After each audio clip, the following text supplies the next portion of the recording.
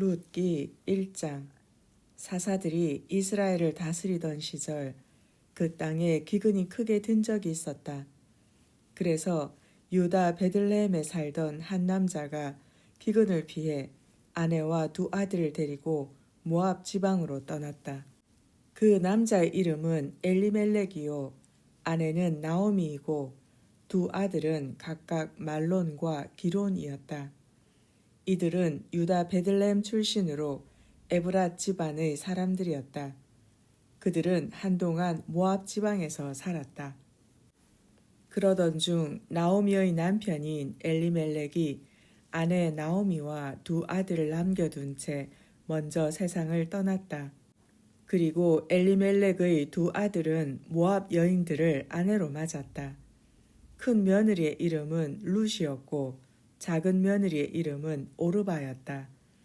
그들이 모압 땅에서 10년쯤 살았을 때 말론과 기론도 세상을 떴다. 그리하여 나오미는 남편과 두 아들을 다 여의고 홀로 남게 되었다. 그 무렵 주께서 이스라엘 백성을 돌보시어 유다 땅에 풍년이 들었다는 소문이 들려왔다. 나오미는 두 며느리와 함께 모압을 떠나 고향으로 돌아갈 채비를 했다. 두 며느리와 함께 유다 땅을 향해 길을 떠나던 중 나오미가 두 며느리에게 말했다. 얘들아, 너희는 친정으로 돌아들 가거라.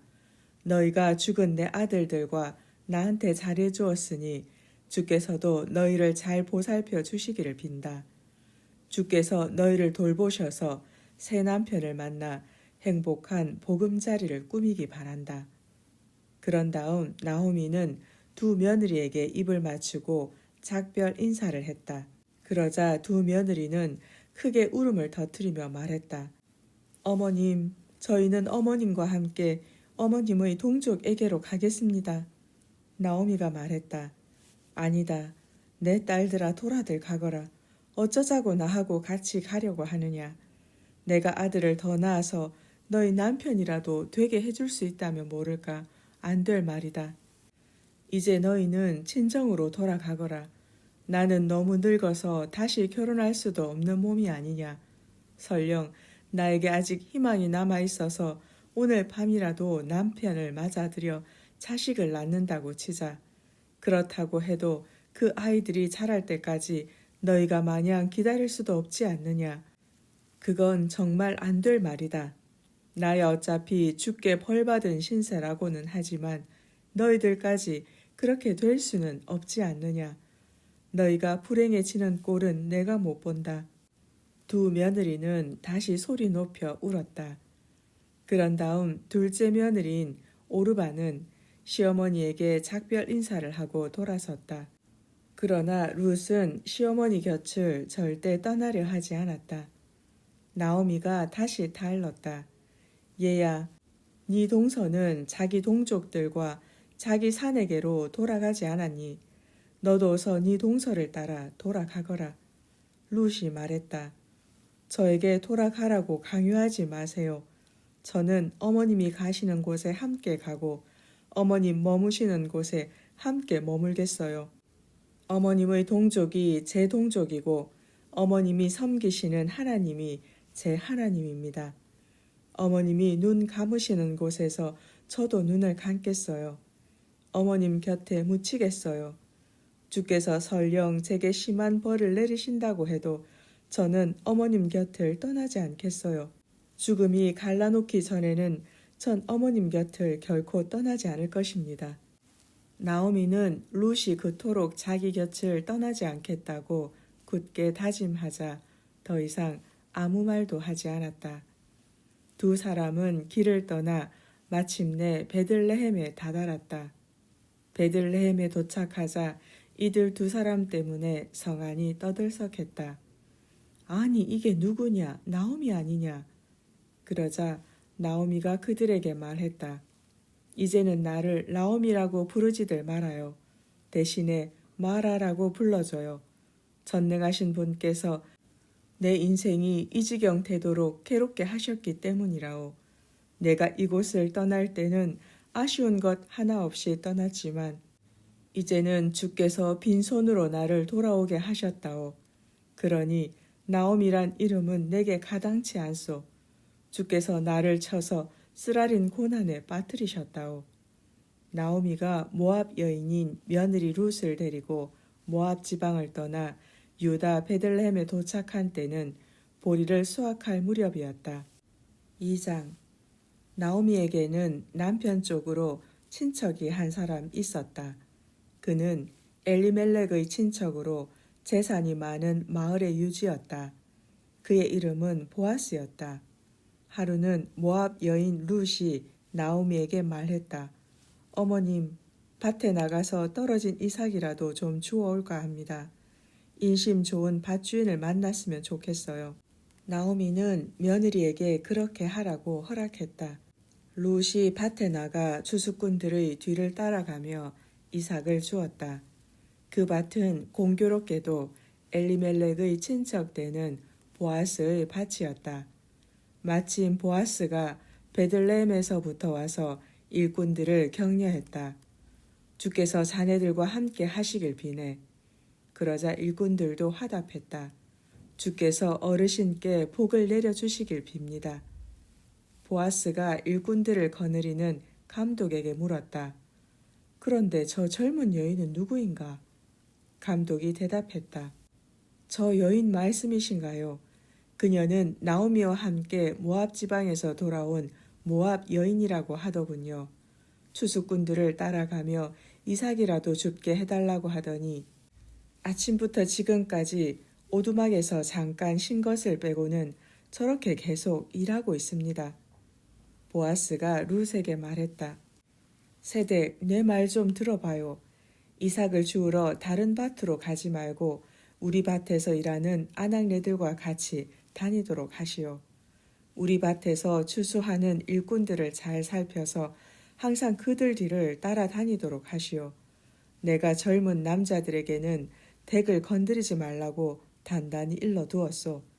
이삭을 줍다가 목이 마르면 일꾼들이 항아리에 길어다 놓은 물이 있으니 언제든지 따라 마시도록 하시오. 그러자 룻은 엎드려 절하며 말했다.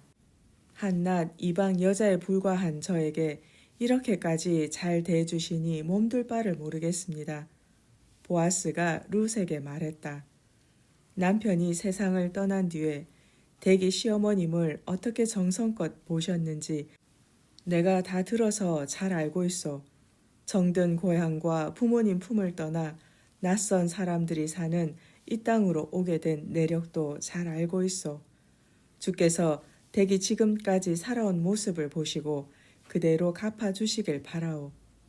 이스라엘의 하나님께서 안식처를 찾아 자기 품 안에 들어온 댁에게 넉넉히 베풀어 주시기를 비오. 룻이 말했다. 어르신 정말 고맙습니다. 어르신의 몸쪽만도 못한 이 몸을 그토록 위로해 주시니 너무나 고마울 따름입니다. 끼니 때가 되자 보아스가 룻에게 말했다.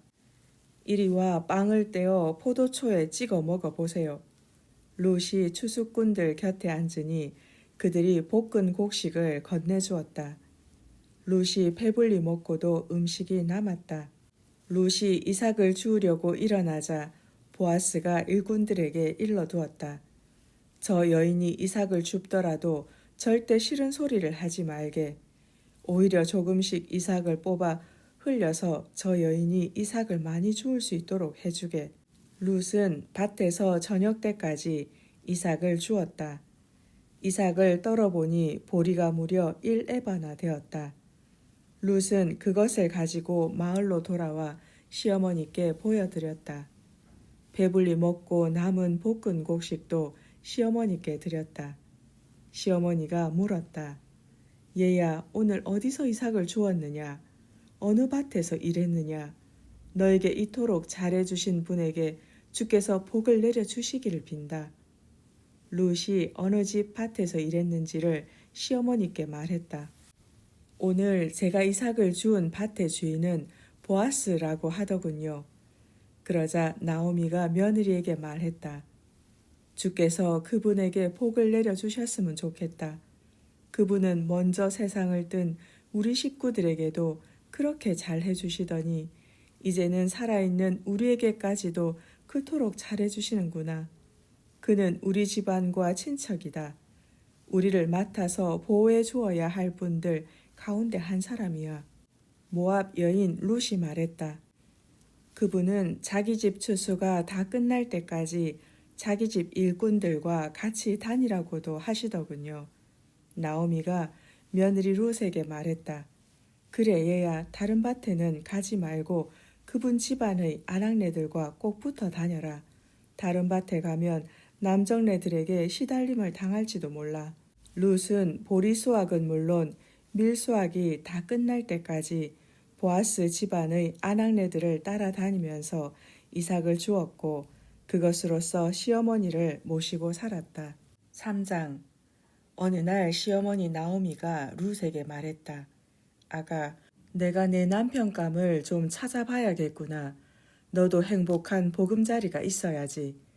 내가 보아스 집안의 아낙네들을 따라다니며 이삭을 주어 오곤 했다만 사실 그 집 주인인 보아스는 우리 친척이 아니냐. 오늘 밤에 그분이 타작마당에서 보리를 까부르고 있을 거야. 그러니 너는 목욕을 하고 새 옷으로 몸단장을 한 다음 그분이 일하고 있는 타작마당으로 내려가거라. 그분이 저녁을 다 먹을 때까지 눈치채지 못하도록 조심하여라. 그분이 어디에서 잠을 자는지 잘 알아두었다가 그분이 잠자리에 들면 너는 그분의 발치개로 가서 이불을 가만히 들치고 거기에 누워라. 그 다음부터는 그분이 하는 대로 맡기면 될 것이다. 룻이 시어머니에게 대답했다. 예, 어머니께서 이르신 대로 하겠어요. 룻은 보아스의 타작마당으로 내려가서 시어머니가 시킨 대로 했다. 보아스는 배부르게 먹고 마신 후 기분이 좋아져서 곡식단을 쌓아놓은 낯가리 곁에 누웠다. 룻은 가만히 보아스의 발치개로 다가가서 이불을 들치고 누웠다. 한밤중이 되었을 때 보아스가 돌아 눕는데 웬 여인이 자신의 발치개에 누워있는 것이 아닌가. 보아스가 깜짝 놀라며 물었다. 당신은 누구요? 그러자 룻이 대답했다. 저는 어르신의 여종 룻입니다. 어르신께서는 우리 집안을 보살펴 주셔야 할 분이 아니신가요? 이 몸을 어르신의 옷자락으로 덮어주세요. 보아스가 말했다. 주께서 그대에게 복 내려 주시길 비오. 어지간하면 가난하든 부유하든 젊은 남자를 따라 나설 법도 한데 그대는 그렇게 하지 않는구려. 이렇게까지 어머님을 모시려고 하다니 그대의 효성이 참으로 갸륵하구려. 두려워하지 마시오. 그대가 내게 청한 대로 내가 다 하리다. 그대가 현숙한 여인인 줄은 온 마을 사람들이 다 알고 있어. 그대가 말한 대로 내가 그대의 집안을 책임져야 할 사람인 것은 사실이오. 하지만 나보다도 그대의 집안과 더 가까운 친척이 있어. 하여튼 오늘 밤은 여기서 보내도록 하시오. 내일 아침에 그 친척에게 어떻게 할지 물어보아야겠소. 만일 그 사람이 그대의 집안을 책임지겠다고 하면 그렇게 하도록 합시다. 만일 그 사람이 책임지지 못하겠다고 하면 그때에는 내가 그대의 집안을 꼭 책임지도록 하겠소. 이것은 주께서 살아계심을 두고 내가 맹세하는 말이요. 그러니 아무 걱정 말고 오늘 밤은 여기서 눈을 붙이도록 하시오. 룻은 새벽까지 보아스의 발치개에서 눈을 붙였다. 그런 후 아직 사람들이 서로를 알아보기 어려운 이른 새벽에 자리에서 일어났다. 그것은 사람들이 알아채지 못하도록 행동하는 것이 좋겠다고 보아스가 당부했기 때문이었다. 보아스가 룻에게 말했다. 겉옷을 펼쳐보시오. 룻이 시키는 대로 하자 보아스는 돛박으로 보리를 6번 퍼서 룻에게 입어주고는 마을로 돌아갔다. 룻이 시어머니에게 돌아오자 나오미가 물었다. 얘야 어떻게 되었느냐? 룻은 나오미에게 보아스가 자기에게 베푼 일들을 낱낱이 말해주었다. 그러고는 이렇게 말을 맺었다. 그분이 그렇게 보리를 6번이나 퍼주면서 시어머니에게 빈손으로 가서야 되겠느냐라고 말씀하더군요. 그러자 시어머니 나오미가 말했다. 됐다 얘야, 이제는 일이 어떻게 되어 가는지 잘 지켜보아야겠구나. 그분은 분명 오늘 안으로 이 일을 다 마무리 지을 것이다. 4장. 한편 보아스는 성문 앞 광장의 높은 데 올라가 자리를 잡고 앉아 있었다. 때마침 그가 말했던 엘리멜렉 집안의 가장 가까운 친척이 지나가고 있었다. 보아스가 그에게 소리쳤다. 여보시오, 이리 좀 올라와 보시오. 그 사람이 올라와서 보아스 옆에 앉았다. 보아스는 또 마을의 장로 10명을 오게 했다. 마을의 장로들도 모두 자리를 잡고 앉았다. 보아스는 엘리멜렉의 집안을 책임져야 할 가장 가까운 그 친척에게 말했다. 잘 아시다시피 모압에서 돌아온 나오미가 우리 친척인 엘리멜렉의 밭을 팔겠다고 내놓았소. 여기 모인 여러분들과 우리 마을의 웃 어른이신 장로들 앞에서 당신에게 분명히 해두어야 할 것이 있소. 당신이 나오미 집안의 가장 가까운 친척이므로 그 집안을 책임져야 할 의무가 있으니 그 밭을 사도록 하시오. 그러나 그렇게 하지 못하겠다면 지금 이 자리에서 나에게 분명하게 말해 주시오. 당신이 책임지지 못하겠다면 그 다음으로 책임져야 할 사람은 바로 나이기 때문에 하는 소리요. 그러자 가장 가까운 그 친척이 말했다. 내가 그 집을 돌보는 책임을 다하리다. 그러자 보아스가 그 사람에게 다시 말했다. 당신이 그 밭을 나오미에게서 사는 날 남편을 잃고 홀로 된 모압 여인 룻도 함께 책임져야 합니다. 그 여인에게 아이가 생겨야 죽은 사람의 대를 이을 수가 있지 않겠소. 그러자 가장 가까운 그 친척이 말했다. 그래요? 그렇다면 내 재산만 축나게 생겼으니 나는 그 집안을 책임질 수 없소. 그러니 당신이 그 집안을 책임지시오. 옛적에 이스라엘에서는 사람들이 자기 권한을 떠넘기거나 또는 재산을 사고 팔 때 그 사실을 확정 지으려면 상대방에게 자기 신발 한 짝을 벗어주는 관습이 있었다. 그 신발 한 짝은 거래가 성립되었다는 증거물이었다. 가장 가까운 그 친척이 보아스에게 당신이 그 땅을 사시오 라고 말하면서 자기 신발 한 짝을 벗어주었다. 보아스가 마을의 웃 어른들과 거기에 모인 사람들에게 말했다. 엘리멜렉과 말론과 기럨의 소유였던 모든 것을 내가 나오미에게서 사겠습니다. 오늘 이 자리에 모이신 여러분들께서 이 일의 증인이 되십니다. 또한 말론의 아내 모압 여인 룻을 나의 아내로 맞아들여서 죽은 사람의 이름이 길이 이어지도록 하겠습니다. 그의 이름이 고인의 친족들과 마을 사람들의 기억 속에서 사라지지 않게 하겠습니다. 여러분이 오늘 이 일의 증인들이십니다. 그러자 성문 광장에 모여있던 마을 사람들과 장로들이 대답했다. 이 일에 우리가 증인이 되었소. 주께서 그대의 집안으로 들어가는 그 여인에게 많은 자손을 주시어 이스라엘 집안을 일으켜 세운 라헬과 레아처럼 해주시기를 빕니다. 또 주께서 그대를 에브랏에서 유력한 인물이 되게 하시고 베들레헴에서 이름을 크게 떨칠 수 있도록 해주시기를 비오. 주께서 그 젊은 여인을 통하여 그대에게 자손을 낳게 해주시어 그대의 집안이 다말과 유다 사이에서 태어난 베레스의 집안처럼 되기를 비오. 이리하여 보아스는 룻을 아내로 맞아들여 그 여인과 잠자리를 가졌다.